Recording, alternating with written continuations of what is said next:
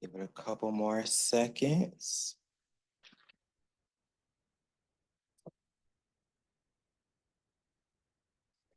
All right. Well, thank you all. It's great to see even more people like come as the movie was going. How'd y'all like it? It was great. Yeah, yeah. Shout out. I am excited to bring a really dope conversation with some amazing, phenomenal, brilliant Black scholars to really help us unpack what we just saw. So I am going to introduce Dr. Chris Witt, our Vice Chancellor for DEI, and then immediately following him, we're going to just jump in the panel. I would introduce y'all, but like I want to let y'all introduce yourselves. Yep. All right. Cool. Thank you, John. I just wanted to take a moment to really express gratitude. Gratitude for everyone who put this film together, everyone who's on our panel tonight, for John and Lexus and the BCI team, and particularly for all of you who've come to hear what was stated in the film and what will be discussed here. Far too often at not just universities, but all sorts of predominantly white institutions in our nation, Blackness is looked at as very monolithic. And I think a lot of us in this room know that it's not. And even for those of us who live it and know that it's not, it's good to see reminders of all the different ways in which there's so much dynamism in what it means to be Black and the full humanity that people can bring to the table of their Blackness. And faith and various interpretations of faith is a key part of that. So once again, expressing gratitude. Thank you to everyone. I know y'all will be amazing, so thank y'all. Shut this off.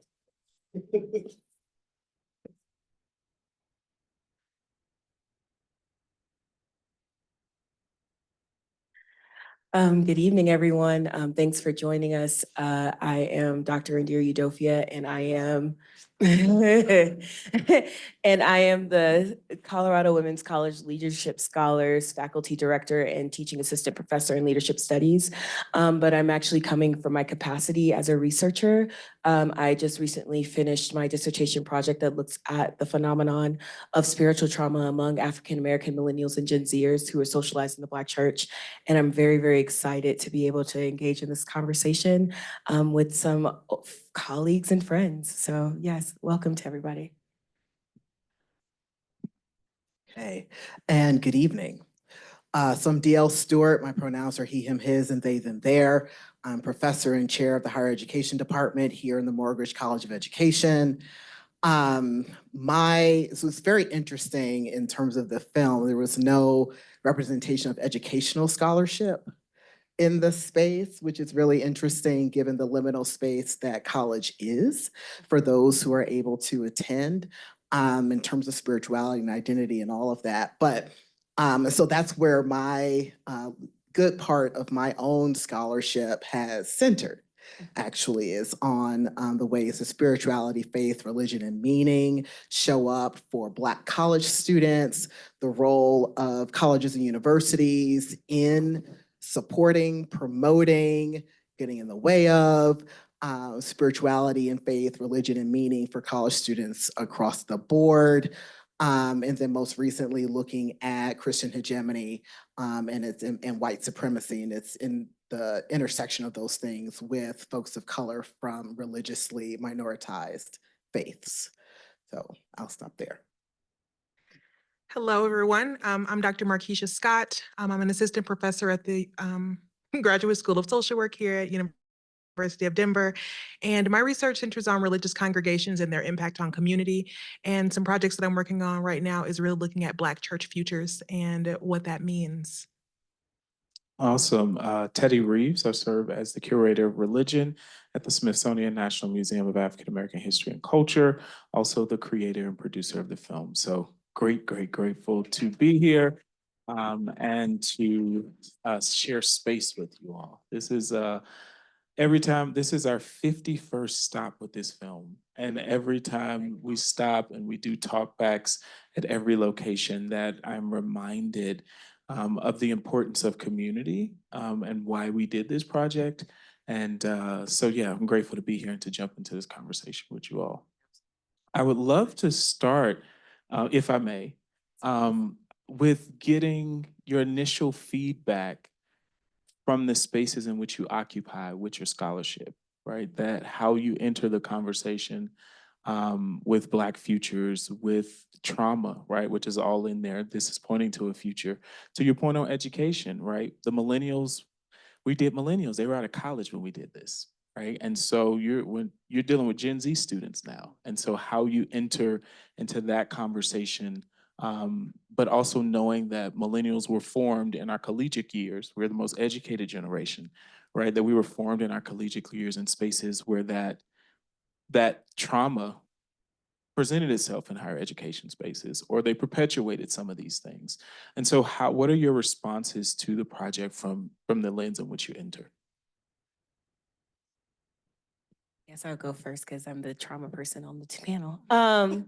So I just want to give gratitude for the ways that you allowed the spaces for trauma to show up. I think often when we talk about Black future, or Black cultures, or Black religious spaces, or any Black institution, there's this pressure that the church is too big to fail. And so there's this protectiveness around not honoring the ways in which our institutions perpetuate things like violence and harm, and seeing the complexity of what that grief manifests itself, whether that is through disaffiliation or renegotiation, or just even expansiveness. That was really something that had been ongoing themes even within my own kind of research work and continued conversations around my research. And I seeing those stories and hearing how certain things, especially the culture of silence and erasure, the ways in which identity policing also becomes its own form of traumatic memory, and negotiation that then lingers, was really, really powerful to see and witness on film, being compared to the stories that I just collected not too long ago. And so for me, what is really beautiful about what your work is doing and offering us is the ways that we get to actually name the ways that, as much as we can revere and honor a legacy and a history of what these institutions mean in the light of white supremacy, that we have to exercise the demons of white supremacies that still exist within our pews or within our prayer mats or within our meditative spaces as well. So yeah, that's where I'll start.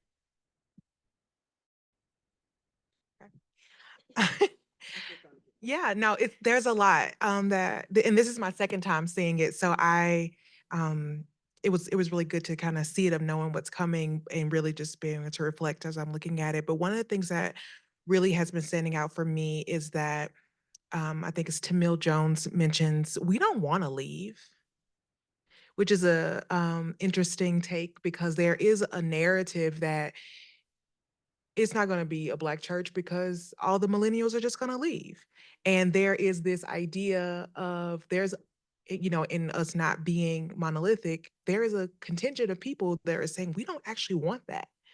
However, it can't be like this, right? And so there is this sense of outspoken reimagining, in which we know that the Black church has been a space of reimagining through from its inception, right? From the ideas of reimagining itself as having a different God, right? We have lots of, theologians thinking about Jacqueline Grant of like white woman's Christ, Black woman's Jesus, right? That kind of experience. And so there is, I'm feeling this sense of a desire to have social justice at the heart of it, but there's also this relationship that even if you're doing good for a community, there also has to be something good for the person, not just and as a kind of this inner work that kept being brought up, and I think that that is something that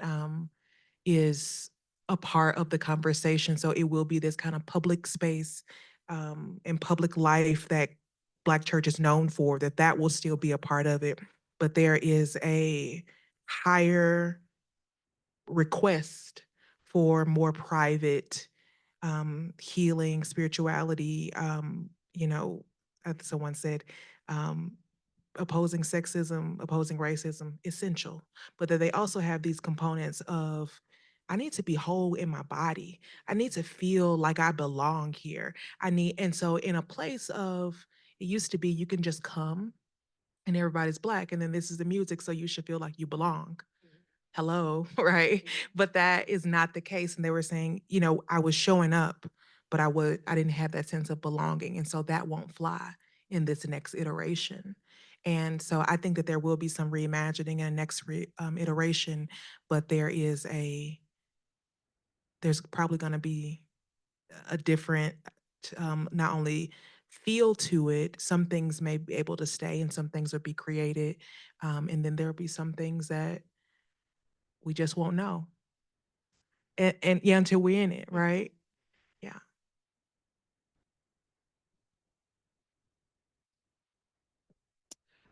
So ditto, retweet, repost, all those things.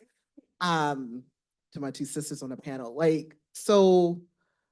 and I want to also clarify, I started researching in this area 25 years ago. So when these folks would have been in college. So that's the cohort that I was working with in my research out of my dissertation, and then particularly the earliest 10 years or so of my career, and being a Gen Xer talking to millennials about, so college age millennials at that time, about these issues, which was really interesting also. So doing that generational crosstalk.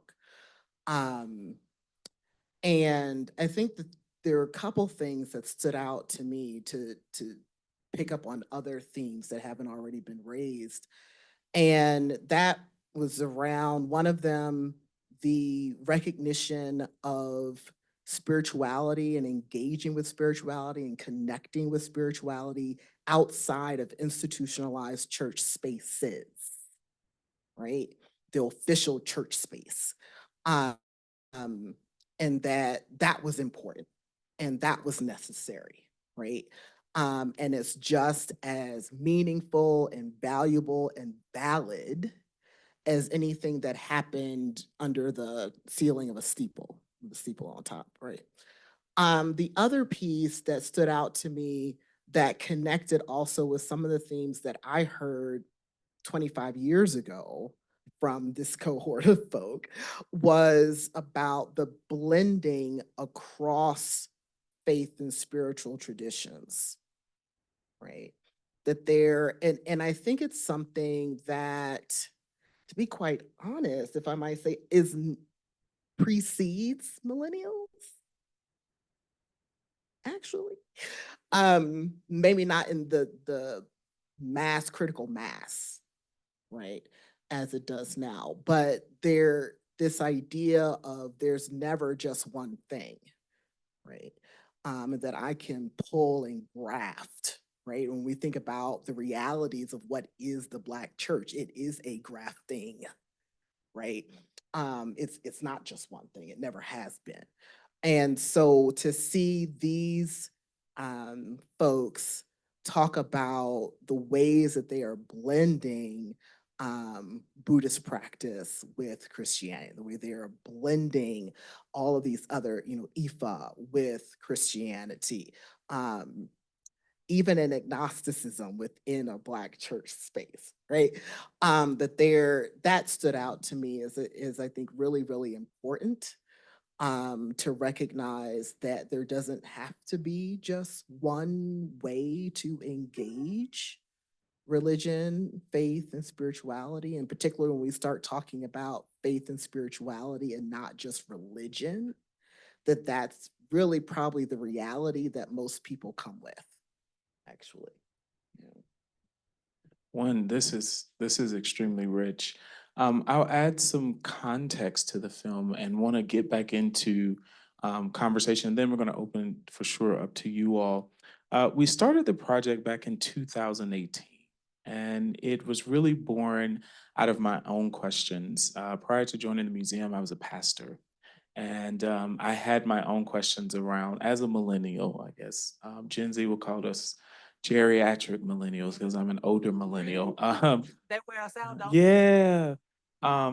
And a millennial that's sitting in middle age now, right? The oldest subset of millennials are 42 going into 43, right? And so I always say millennials are not kids anymore. They have mortgages, they have homes, they're your bosses, they have all of those things, right? And starting this and really trying to figure out, we were in Jamaica, Queens. Was it a two-fare zone? Was it because, we were doing brunch hours and they wanted to be at brunch and not at church? And so when I stepped out of full-time ministry in that sense and went to the museum and was able to do religion very broadly, I wanted to really know, was this a Black church problem or was this a Black faith problem? Right? So Pew's data was saying that Black millennials were becoming more spiritual, not religious. And as researchers, we know we have to nuance data. And so went to Pew and said, hey, they were in this interesting place of wanting to turn their very quantitative data qualitative. They realizing people weren't just reading reports anymore. And so how could they get their work? And so this nice marriage of digital content and data was able to really create out of that. And so we piloted the conversation in 2018 in California and subsequently had 7 conversations. And then the documentary is the culmination of all of it. And so there's still about 120 hours of content that we cannot show. So we boiled it down to 2 hours, but the museum will be releasing oral history. So some folks who you may have just saw, but you didn't see a story, we still have their full interview. So we'll be releasing those things next year, about another 120 hours of content from this. But to this point of this newness, I always say millennials aren't doing anything new, we're doing it out loud, right? That people, Africana people have always been pluralistic in our understanding of faith. We had to be, particularly in this country. And so I think that what millennials are doing is that we're reconstituting once again faith for our community and pulling back to ways of old, right? We are creating hush harbor spaces, whether it's in digital space, whether it's at meetups, whether it's at brunch, whether it's at music festivals. We partner with Pharrell to do his Something in a Mortar music festival for one of the conversations, because we realize that festivals are gathering spaces for millennials, right? In the way that they're not going to the mosque, they're not going to the church, but they will go to a music festival. And Pharrell creates a Sunday service at this music festival where he has all these gospel artists and you see a bunch of millennials. The only time they will come for the music and then they go right back to these lines of secular and sacred, they go right back to the secular music right after their favorite artist goes off. So you have this interesting space that's happening. And so really thinking about how millennials, I always qualify, we are the largest living generation in the world now, period. There will be no generation bigger than millennials because we're not having children at the same rate as previous generations, right? So we are the most educated generation in the world. We are in this country, we have the most debt of any generation. We have experienced a myriad of things, and the oldest millennial is only 42, right? So that it is a fascinating way to situate us, right? That I say this film tells a Black story, but it's also really the story of millennials as a whole, right? Our white counterparts are disaffiliating from religion at a more rapid rate than Black millennials, where atheism is on the rise. 4 or 5% of Black millennials are atheists, and they still believe in a higher power majority of the time, which is antithetical to being an atheist, right? That So really thinking about that, right? That this generation is the largest living generation in our country right now, and that we are not institution sustaining, right? It's not that we're not in faith, particularly this subset. It's not that we're not institution sustainers, right? And so what does that mean for the future of faith? What does that mean for the future of thinking about in academic spaces, right? That you have some colleges wrestling with if they're attached to a religious affiliation, do they keep that? Right? Is that hindering enrollment? What does that mean, even when we think about trauma, right? That we have Gen Z that's coming up who the data is saying they're extremely lonely, right? And they're also the generation that grew up in the midst of this therapy era, right? So they have a knowing that millennials didn't have at their age. Yet we're all kind of wrestling with trauma in all the ways that it shows up and thinking about future right? That if this generation is the largest and they're not institution building, what does it mean for the future of Black religion and institutions if we can't financially sustain the communities anymore? When I think about the future,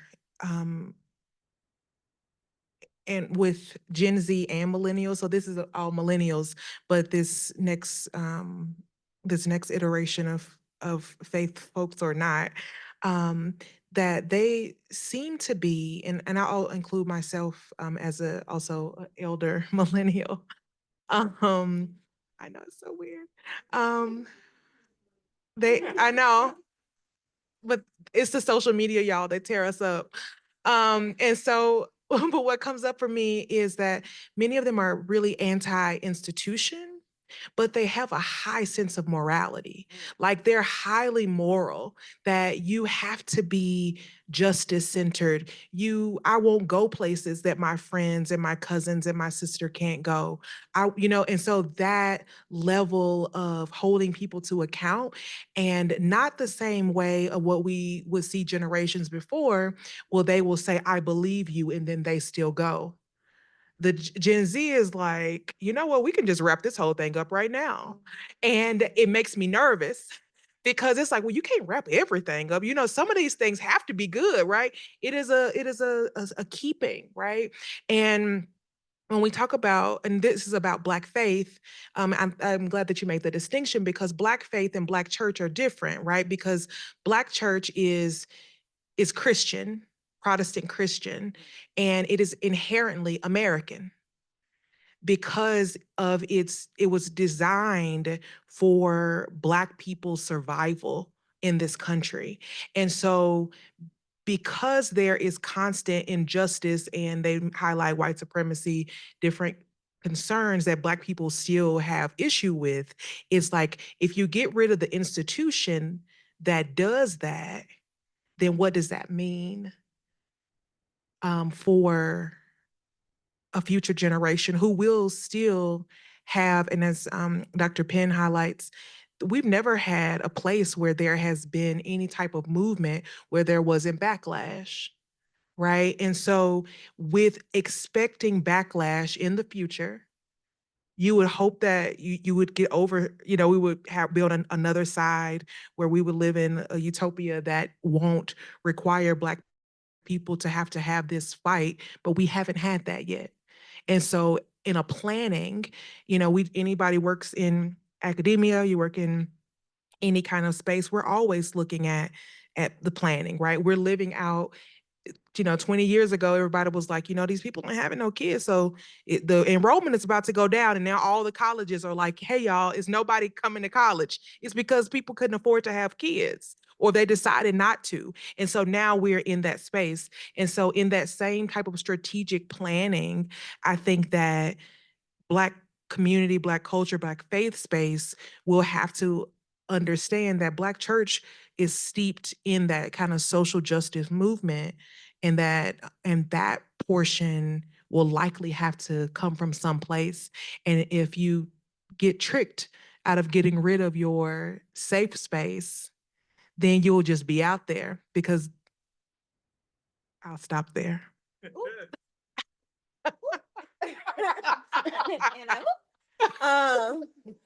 No, I'm going to piggyback, because I think what I have been thinking about specifically around the way that data has been looking around, specifically Gen Z's investment, right? We have according to the Pew Forum, about 1/3 of Gen Zs are not invested or not engaged in any type of faith tradition whatsoever. But also the kind of, among Black Gen Zs, there is a growing increased number of Black Gen Zers being engaged in multiracial or white communities, right? Where in the era of Trump, there's a whole other moral wounding that happened that they are now contending with and having to wrestle with as far as their identity and belonging.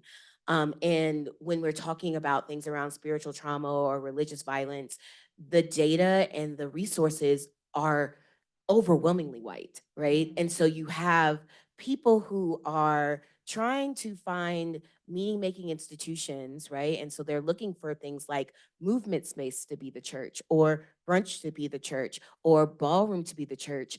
And yet the moral injury that comes from these things all mimic the same religious trauma that we talk about, right?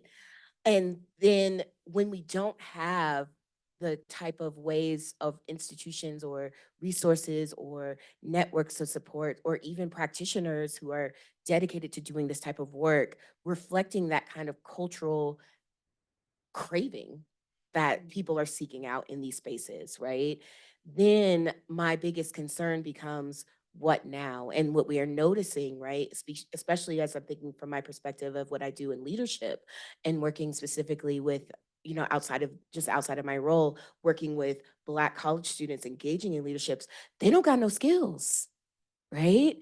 When we used to go to church, we used to be able to go to Sunday school. We would have to present our Sunday lesson. We would learn how to do the money and give the report. We would have public speaking opportunities. We would have community engagement opportunities. We would be out in the things. And if we are no longer having institutions where people can practice these soft skills, they come in here and they don't know how to handle conflict. They don't know how to speak. They don't know how to engage other people. They don't know how to practice community, because again, we're also dealing with the COVID cohort where the ways in which we have had interpersonal relationships and connections are gone, right? And so one of my biggest concerns, even though I don't always believe in the kind of echoes of some of the pastors in the film who said, like, the Black church can't die. I think it could die. I think we dance on the ashes a little bit and we can have a Phoenix moment. But what do we do as far as the kind of cultural products that these Black faith institutions have allowed us to practice Black culture, Black community building, and Black leadership?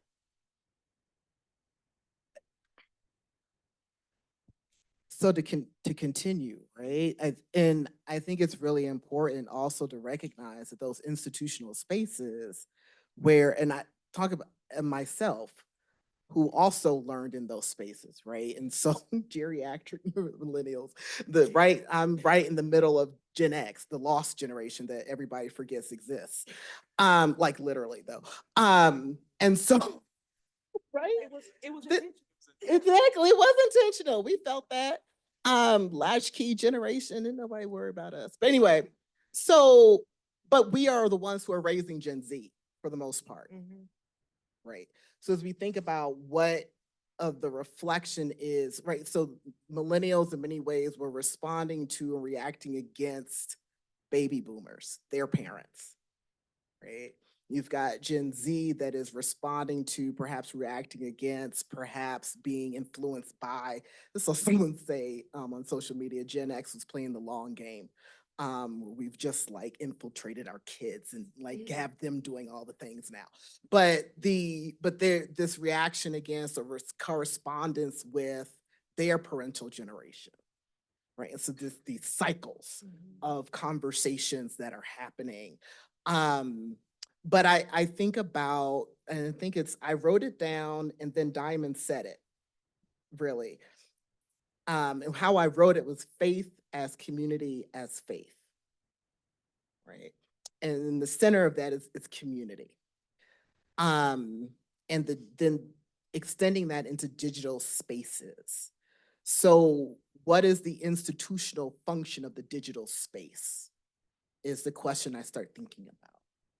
And then I start thinking about the ways that the institutions that we talk about, growing up in, where we learned similar to me, I put on my first play, wrote and put on my first play. I think I was like 7 years old and I was told to, it was a play about fruit. And I, that was all the characters were fruit. All the characters were fruit. It's hilarious. But I learned how to do that in a Black church space, right? And I'm no longer in the Black church, but recognizing that was pivotal, but it was spaces that were curated and led by adults, folks who were older than us. And so as I look at Gen Z, particularly younger millennials and Gen Z that are particularly Gen Z. So my son's 25, born in 99, so he's at that cusp, right? Who are doing this kind of almost wholesale rejection of adulthood, adulting, right? And what does that mean then for operating in spaces unsupervised, right? So to speak. And there's this danger of adultism in the conversation too, right? But there is a role for, where is the role for older generations in the conversation when there seems to be such a divide, generational divides? Can I say something? Mm-hmm. I think that that's just a beautiful question about that, the history components that are not being shared. And we think about, I'm working with the congregation right now in DC, and we did a building tour. Like, let's go all around this building. What things have happened here? What's been going on here? Because you can be in a space for a long time and people just kind of forget, or we forget to remember, right? And so finding ways of having that intergenerational communication is really important, because then people might know it's kind of like, don't sell grandma's house. It is the idea of, there is a lot that went into this. This is a part of our survival. This is a part of your inheritance. And don't just give it up because you think that it's not important or you want something new or shiny, but no one really told you, right? And we see that in that qualitative data from the Pew from 2022. And I'm still trying to figure out, how did they get 8,000 Black people to say that civil rights was that the Black church was not at the heart of civil rights? Like, they had all these other organizations that were a part of it. But then I think about what you said, the lost generation they were going to more non-denominational places. They were kind of anti-Black church, and then they raised their kids. And so then if you ask those 3 generations, then they will have forgotten that history. And and then I forget, I'm like, oh, it feels like, of course to me, because this is my research. This is the work that I do. This is a part of my life. But it is something that we can take for granted if we aren't very exact about, very intentional about, and not allowing just being able to get into a multitude of spaces to get rid of history that was meaningful and that we survived off of, right? I will add to that and want to open up for questions. I think there's a couple things happening though when we talk about intergenerationalness. We have our oldest generation that is still in the workforce, that has created a leadership vacuum, right? But it created a leadership backlog. We're in a cogwheel right now, right? That in essence, boomers should have been out of the workforce 10 years ago, right? That Gen Xers would have had a chance to actually lead, right? So now you're bumping up against millennials, the oldest subset, who are not that much younger than you. And the bill's high. And the bills are high. And we're saying we want the same job. We're all fighting for the same jobs, right? That in essence, we've created this vacuum when Gen Xers should have been practicing leadership 10 years now, right? And almost ready to pass it over, right? That there is something to be said about boomers, right? And I always say that I love boomers. And some of this is y'all, right? Some of this vacuum, right? Because boomers parented millennials off of their older Gen X children, right? That they felt that they had failed them. And so they had more often than not, they had second sets of children, which are millennials. So that's where you get this large increase in children, is because boomers were trying to respond to their Gen X children, right? And so we millennials are Cabbage Patch children. We're Dare children. We're the be safe. We are the can't do this. We are the golden children, right? And that it created this it created this animosity between generations, right? Because Gen Xers are looking like, well, we were latchkey, we had to figure it out. And we're like, well, we didn't. And like, we had to be overperformers because y'all messed up, right? And so we've created, right? But when you're thinking about the generational shift, right, that boomers come back to faith in their early 40s as they're having this generation of millennial children, right, that their Gen X children they got the party version of the boomer, right? Their millennial children got the reformed, I'm aging, I'm accepting adulthood, I'm having children, right? But we have a generation who's the largest that is not going through that, right? We're not having kids, right? We went through a global pandemic and people were dying all around us, and that didn't make us want to go back to church, right? So these life cycle moments that would have propelled us into adulthood, we've not had, right? And so you have a generation now that's fighting not to be adults, which is millennials, right? We are the oldest subset is came out of COVID adults, right? And that's scary, right? And that the next generation is like, look, we don't want to adult, Yeah. right? Because we see that it's quite messed up, Yeah. right? And so I think that there's something to be said about intergenerationalness, but I also think it's something to be said about what it means for us to stay too long, right?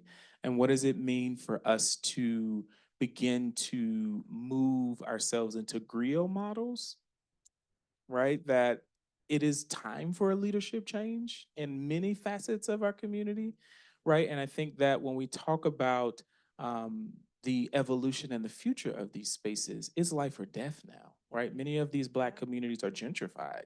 So the only thing we own in the community is religious spaces.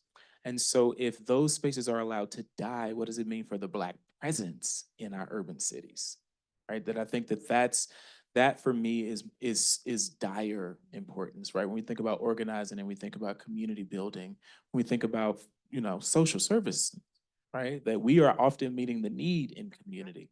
And so I think that there's something to be said about both in thinking about all of this, but I think it's a conversation around a transfer of leadership and hands in general, right? The data is saying millennials will inherit the largest amount of wealth in the next 5 to 10 years because their baby booming parents will officially, and that's just by age, right, will officially have to be out of the workforce, right? And so I often tell clergy persons, if your church is being sustained by boomers and their millennial children more than likely will be the ones taking care of them, do you think they're going to allow them to tithe income that is no longer coming in back into these institutions, right? Because we're starting to think about legacy. That's ours. So you tithing our money, right? Because we're preparing to take that. Yeah, better not put that church in that will. Right? And so that becomes a larger conversation around sustainability, right? And transfer of wealth and power. I know I want to make sure people can ask questions, and I see you, John. Anybody have any questions? As y'all are forming questions, I just had to like resonate with some things. Like, first of all, dope. Oh yeah. I think about how like I would consider myself culturally Christian because there's something about if I feel like I give up on Christianity, I feel like I give up on Black people because my Christianity and my Blackness is it, right? They are the same. And I haven't been to church in years, but if Melodies from Heaven comes on, you wouldn't tell, right? And it's the same, but that kind of, I am able to position my body, position my soul, position my spirit in community because I got the foundation of it. And dealing with and engaging with our students now, it's clear that they're not getting that same foundation of being able to look somebody in the face and say, I care about you because I can have fun with you regardless of what we do. Like they're not considering themselves as like deserving of being in community because they have to hide or shed or like do other weird things to prove themselves because they're in predominantly white spaces where they do have to do those things and they don't have a lot of opportunities to just be in spaces where they don't have to prove themselves in the same ways. I just wanted to share in a place that I resonated. No, and question why we're getting there to that, Mike. I think to this point you brought up, there's a spiritual fluidity that millennials are embracing. But when I say that we're not doing anything new, our ancestors did that in hush harbors, right? When they had to steal away into the woods and worship and call old gods under new names, right? And the way that we see I use this very practical example that raise your hand if you grew up in a church or you know a church where people shout, right? They get the Holy Ghost, they get the Holy Spirit, right? Is that Christian? It's hoodoo. It's emotional and it's very much so Black, but it's actually very much so Muslim, right? That's the ring shout. And then you can add some Yoruba tradition in there that we can begin to see some things when if you grew up in a church in the South with family and they do line hymn singing and they're calling and response, that's off the call to prayer, right? That our religious traditions have never been pure. Like we have always been pluralistic, right? That pluralism has been life or death for us, right? And so I think while I always try to ground millennials, we do it loudly and we're excited about it and we don't feel shame around it. We are pulling on things of old, right? That these are survival tactics for our people, right? And Black women have always nuanced Christianity, right? That they might not agree with and still are, right? And still go to church, but still critique it, right? So we still nuance. Thank you so much to the panelists. I was so enthralled in what you're saying. I forgot what I wanted to say. One, I want to say in my field, in the space, a lot of our students, they say religion is for people who are afraid of hell and spirituality is for people who've already been there. So that's what my students believe, and it's a predominantly white space. But then I think of Chickering, Arthur Chickering, back before 2007, he wrote a book called Spirituality and Authenticity, and he provides indexes in the back of his book for faculty to construct syllabi. But his premise is students don't have anything grounding for them to fall back on when they hit hard times. Fast forward, here we are now with mental health crises on college campuses. However, he did that through the lens that's predominantly a white lens. And so I want to circle back to having the 25-year-old, mine's 27, will be 28. We did have those conversations. I was that mother who raised him and have those conversations. So I'm wondering if it's a little bit nuanced with what happens in your household. And if you're not consistently going to a church. And then my second question is the entry points for people who want to bring this integrative approach to faith and their spirituality of the people that were in there. Like if there are students who want to go into the field, but they're socially constructed, the seminaries. I remember half of my family was AME. And so we supported the first Black woman to run for bishop. So how do our students, Black students, enter into, where's the entry point for them when there's no space that allows entry for their integrative approaches? Does that make sense? Yeah, that's the question. I think it's a two-pronged thing. One, I think Gen Z is probably the first generation in which it is not a guarantee that they have interacted with any type of religious system, right? And what we are noticing is that there is I call it a trauma negotiation that parents have now parented into Gen Z, in which they are reticent to even engage griots and Jengas and mentors who practice integrated approaches. One of the things that I looked at is digital subcultures and how those provide resources for those who experience this religious trauma and spiritual harm. And even in those spaces, we have folks who desire to do more integrated or fluidity notions of spirituality. And when a hoodoo practitioner or a hoodoo elder says, don't get that herb from this particular person because this particular person is not hoodoo, and the person responds, you can't tell me what to do. It's my spirituality, right? So there is that one piece, right, where I think there has to be a softening. I think, millennials and even Gen Xers who are attempting to do that outreach are trying to figure out ways that we can prove ourselves worthy of trust, because there's an inherent skepticism when it comes to asserting authority in a spiritualized way.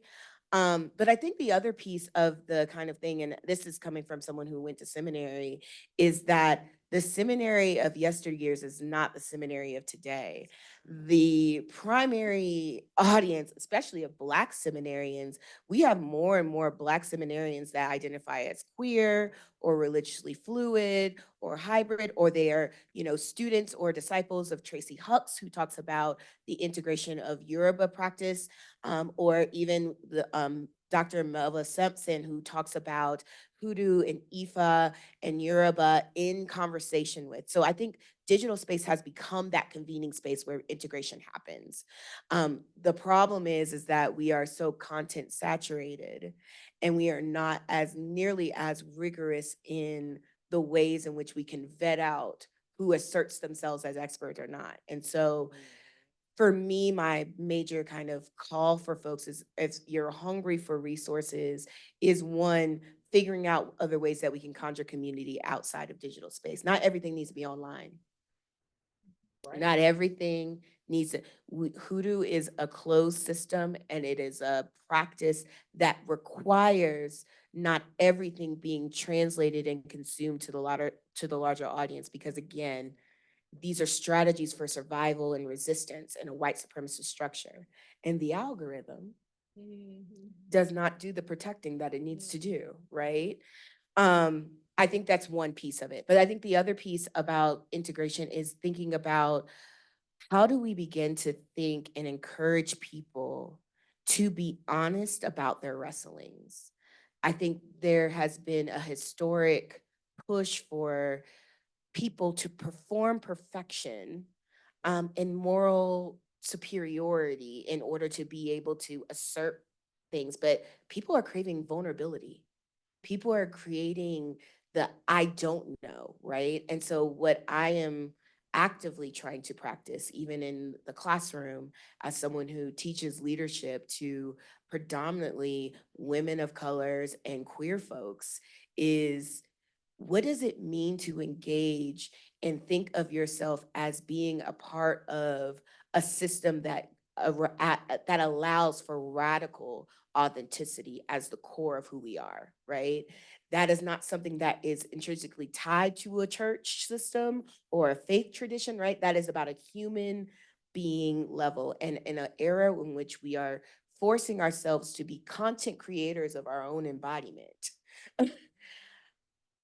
how do we begin to think about stepping back and embracing the humanity of it all, which means the messiness and the I don't knows, and I've messed up and I didn't get it right, and I don't have masteries of these things. Right. Can I pick up on that Yes, real quick? please. It's where you talked about Arthur Chickering, and I'm familiar with that text. And then there's other Sharon DeLo's Parks as well, Big Questions, Worthy Dreams, and other folks who have written about this. So, but in my own scholarship, as I've talked about, what's the role of educators? And by educators, I don't just mean faculty. I'm also talking about student affairs practitioners. I'm talking about other administrative professionals who are working on the front lines, you might say, with students, undergraduate and graduate students. What is the role of educators in helping to support the spiritual and faith development of students? Not their religious development, right? But their faith and spiritual development and meaning making. So Robert Nash is another person out there who talks about meaning making, right?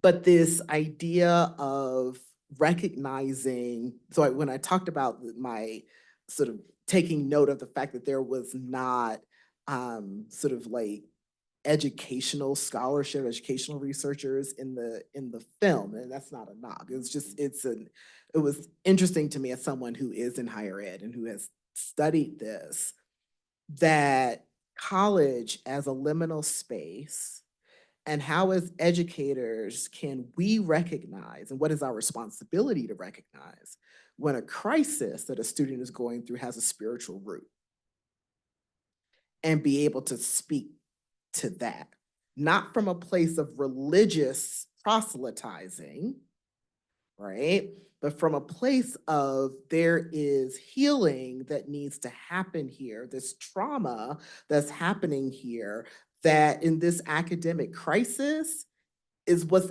perhaps at the root of this academic crisis. And so I need to not just address, oh, let's send you to tutoring, because baby, that may not be the actual root of the issue. And so therefore tutoring is not gonna help, right? And we don't know what else is going on in that student's life that is showing up in academic crisis or as academic crisis. And so what is the responsibility, again, of educators to recognize when things going on in a student's life might have a spiritual or faith root to them, right? And it's those wrestlings around who am I in relationship to other people? Who am I in relationship to this planet that I live on, right? And to community. Those are all spiritual questions, right? Those are existential questions of spirituality and faith, okay? But often in the secular university, we don't treat them in that way. And then we have religiously affiliated institutions that do treat them in that way, but do it from a very proselytizing, denominationally, religiously focused direction. And in some ways, you've got both kinds of institutions letting a whole lot of students and a whole generation of students fall through the cracks, all right, and not having their issues, their real needs addressed, you know. So that's the other thing that comes up for me is what I wrote an article, the role of faculty in shepherding students' ethical development, right? What are we doing in the classrooms? So I'm saying this now as a faculty member, what am I doing in the classroom, right? To help support students as an advisor, academic advisor, how am I shaping that space, right? In ways that allows existential questions to come forth and therefore allows existential answers to be developed. Yeah. Okay. I think we're doing a lot of supporting, but not a lot of mattering. Exactly. Well, in light of that very highly educational discussion, I'm not sure if my question is appropriate. All questions are. All questions are. Please. No. I grew up primarily in a Baptist church. And one side of the family was Church of God in Christ. So, and I'm a lot older than you may think I am. But I think my question is, sometimes, particularly with Baptist ministers who are so somewhat structured in the way that they operate in the church. And that, I think that makes it difficult. So when you're talking about millennials or Gen Zers, sometimes they're not, it doesn't appear that they're welcome to have a fit. And I don't know how you address that problem. But I think it's a big problem, particularly for Baptist churches, Black Baptist churches, because the ministers, many of them are so old and have been around for so long, or the institutions that they were educated in or taught in were so structured, those curricula have not changed. So I'm not asking you to solve the problem. I'm just pointing out that I think that's a big hindrance to moving forward. I'll start. Thank you, Aunt Maud. That's my auntie. I think I say this all the time, the church is the only institution next to higher ed that has refused to change its model, right? That McDonald's realized that Gen Zers don't want to work there anymore, right? Like it's not a thing to want to work at a fast food place as it was for millennials or Gen Xers or even boomers, right? You took the job you could get. These kids don't want to do that. So what did McDonald's have to do? They have to put computers in there and you're ordering at screens. They took the playgrounds out because they realized people don't play at McDonald's anymore. That's not a cultural thing. But the menu remained the same, right? The burgers still don't spoil, the fries still don't mold. Like nothing has really changed in their menu. And so it's the same thing with the church, to your point, that it has refused to change its model, right? That millennials are asking for, just like every generation has really asked for the dogma and the doctrine to be interrogated. Millennials are saying, we won't come if you won't interrogate it, right? That previous generations would come, talk about it at home, wouldn't agree with the pastor. You know, sometimes the women would not give their money because they were mad that week, right? That other ways were created, but I think that there's something to our refusal to interrogate our models, right? That anytime, the same way higher ed, right? Anytime we talk about we want to reach Black students, and we know that most Black males are kinesthetic and visual learners, yet we stand and lecture, we're not really wanting to meet Black students or Black male students, right? So in really interrogating model, what does that mean for the church? What does it mean for all of our institutions in this country when we're refusing to meet and change a model for a generation that no longer learns the way that we learn, feels the way that we feel, experiences the way that we experience, that we literally would rather let the thing die? Right? And when you talk about these ashes, that scares me in some ways, to your point, because overwhelmingly millennials or Gen Xers still don't control churches. Overwhelmingly, we still don't control institutions of higher education. Overwhelmingly, we still don't control these things. And so this model shift, I think because we're in this like leadership backlog, my fear is that we don't have the youthfulness once we take the leadership mantles. We don't have the youthfulness that brings about play, right? That we will follow in the same model because that's all we know, and we've not had time enough to have imagined anything else, particularly for a Gen Xer who's like, I got 10 more years before I can start working, right? So am I gonna 20 maybe, right? But like, am I gonna uproot something, right? Am I gonna uproot something, or I'm gonna keep it the way it is, right? And tinker with it here and there versus saying it just doesn't work, right? And how do we take the beauty and the things that do work for us, right? The intergenerationalness, the culture, all those things, and yet and say that standing up and preaching to somebody for 15, 20 minutes actually probably doesn't work, right? Or being in service for an hour and a half, 2 hours, it doesn't work, right? That there's a model shift, right? That if any other institution or business had the same problem, they would fire their CEO, right? We're the only institutions that struggle to do that. And I think that there's something with that too.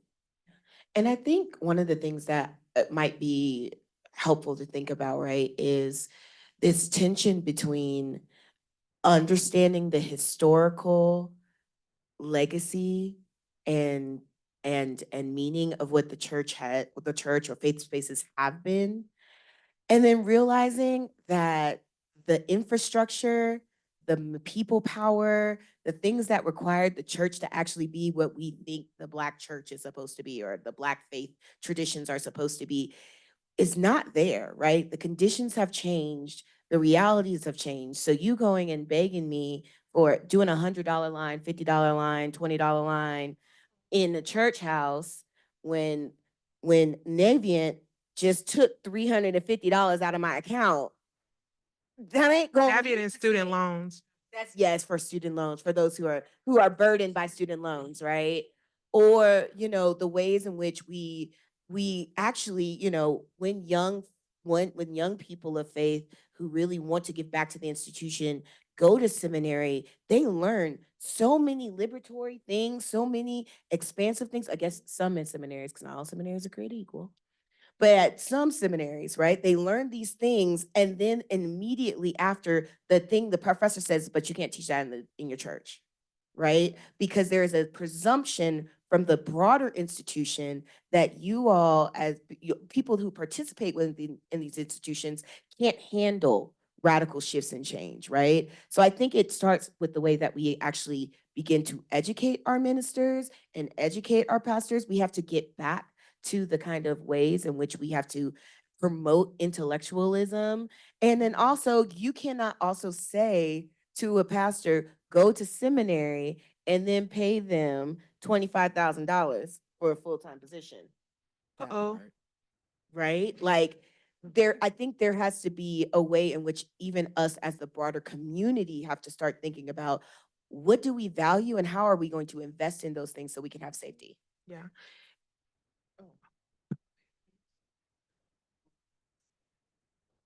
Okay. To add to that, when I was in seminary, we learned all these liberatory practices, and I did a Master of Social Work and a MDiv together. So I'm ready. I'm facilitation. And I was able to create curriculum and go and do different things with congregations. But it was easy to do it with social movements. I went to school in St. Louis, and I was there during the death of Michael Brown. So it was organizing congregations seemed to me a little bit easy, and I learned these skills. But on the other side, when I'm going into congregations, the work is a lot slower. And what I find is that not only is it's not just what the millennials or Gen Z will accept, it is what the people in the congregation will allow a pastor to do. And the pastor is dancing for their meals. And so if they make the people mad, they can't make the changes. And so what I'm finding now is we have to do a whole communal thing. So I'm on a four section cycle with the congregation, and the pastor, I told him, you ain't invited, because this has to be a them thing, because the pastor can't bring in new information as much as they want to without the people also agreeing or finding a way to have those conversations. And so it's honoring their past. How do we get some of that into this present piece, and add some of these extra things? And so obviously we would like to do it in mass, but right now I'm kind of working on it one congregation at a time and pulling here and there, write an article here or there to try to put some stuff together, if there's going to be a shift in a future. Thank you so much. This has been really wonderful and illuminating. I just really appreciated the thoughtfulness and the nuanced discussion. So not that I'm eager to reveal my age or anything, but I do want to rep this exennial microgeneration. So if y'all want to look that up, it's Sarah Stancord and Jed Olbaum who coined this 2014, and it's super cool, and I definitely fit into that. Just like quick response to this, the question that you raised, I just have I've just seen, like in my own personal experience in many churches, whether it was the pastor, whether it was visiting pastors, often make these side comments, or use examples, referring to millennials or, this generation. Everything is like always negative. The celebrities that they point to is always tearing down the most popular celebrities to make a point. There's nothing, positively constructed about this generation or the things that they've done or achieved or represent. And I think that, without even thinking, oftentimes people are just making the most hurtful comments, and then it can be like the death by a thousand cuts, that allows people to kind of withdraw because it's like they're literally, continuously harmed, in these settings. So not even like it's not even the message, like these side comments. Anyway, my question was, with this, there's been some new research coming out from the American Enterprise Institute, maybe did a survey on this Gen Z and coming into that particularly young men are coming back into the church, or flocking toward the church or things like that. I don't know how. I know that they surveyed white folks, Black folks, Hispanic folks. I haven't found the original survey to look at how good that representation is. But I was curious with, it's not just the Black church that's threatened, it's all institutions, frankly. I mean, institutions across the board. Gen Z is also very lonely, as you had said. So is it possible that, where millennials are kind of exiting a lot of institutions or losing faith in a lot of institutions, Gen Z could be that sort of pendulum swinging back, looking for community, looking for stability, looking for security, looking for answers in some of these institutional spaces? Like, could we see some kind of shift that way? Absolutely. right? But I think it's gonna look very different. It's not gonna be the institutional spaces that we grew up with, right? So as someone who was raised in old school Baptist, Black Baptist churches and apostolic and Kojic. Okay, yeah. There, I'm older than you think I am too. There is, it's not gonna look like that anymore. So you talked about, dancing on the ashes, and the first thing that came to my mind was, what does hospice care for the Black church look like? Right? Or palliative care. What does it look like? Because there is gonna be a transition.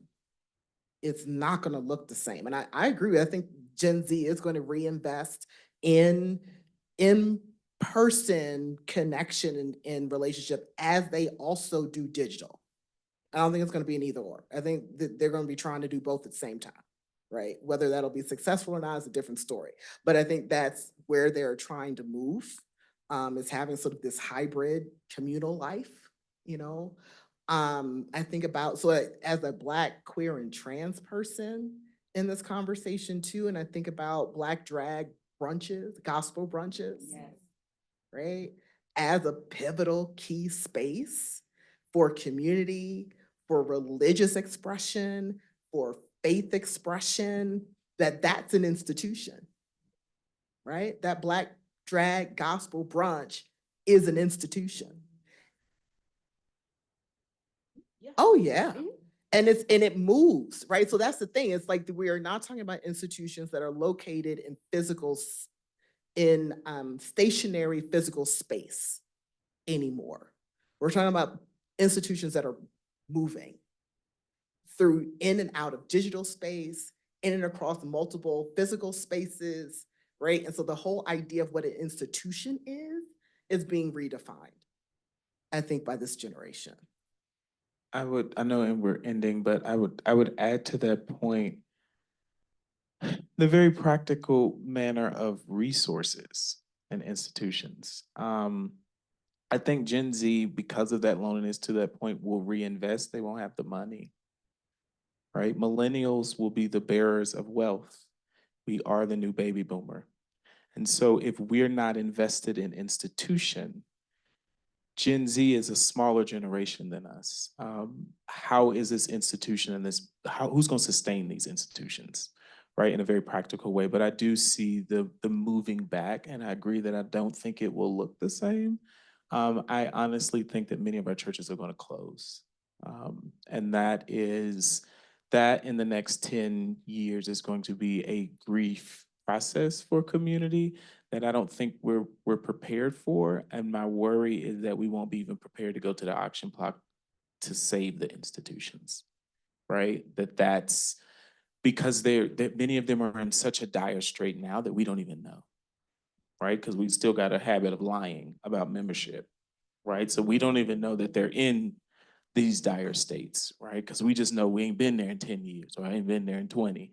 So I think that, and because Gen Z did not grow up often in them, they don't even know how to walk into those spaces, right? So it would take millennials going back because we know the songs, we know the people, we know the custom, we know that they might still be wearing white on the first Sunday, we know that we might not be able to move. It's around 12 and they started about 11, right? The Gen Z, in many ways, they don't even know the cultural ways of the community, right? And that there, in and of itself, creates a barrier, right, for me to walk in. And so I think these third spaces, like drag brunch, like the other brother that's doing the singing, the gospel music that travels, right? That The gospel choir. The gospel choir, right? That these are very millennial spaces, right? That we are moving. And I find that even in Pew's latest research, Gen Z's following behind millennials, right? I think they're going to follow us because they don't know the space. They're going to look to us to create.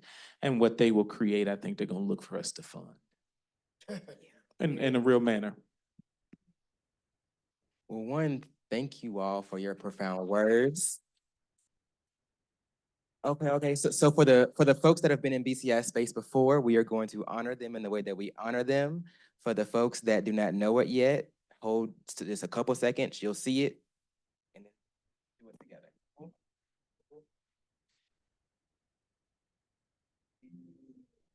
Rather than right?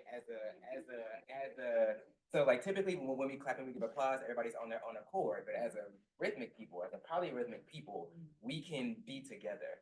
And I don't have to count. I just do, and you follow because community. Right? So and you guys if you you push out the positive energy and the people receiving it, pull it in. So let's give them and let's honor them together.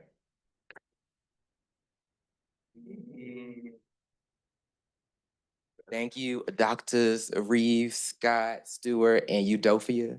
No, but thank you. Like as somebody who is in this space, this conversation is what I need to be able to figure out what I'm doing in here at this place, because it's spiritual warfare out here. So to know me. Shall we gather by the river? Okay. We set up a hush harbor in the back, meet me in the back if you want to, steal away. Let's go. All right. So, to know me is to know that I love Proverbs. I will leave you with 2 Proverbs. The first one is, I pointed to you the moon and the stars, and yet you only saw the tip of my finger. I pointed to you the moon and the stars, and yet you only saw the tip of my finger. And the second is, if your only tool is a hammer, you will see everything as a nail. If your only tool is a hammer, you will see everything as a nail. If nobody has told you today, I love you, I do this work for you, we all do this work for you in some way, shape, or form, protect your magic and have a great day.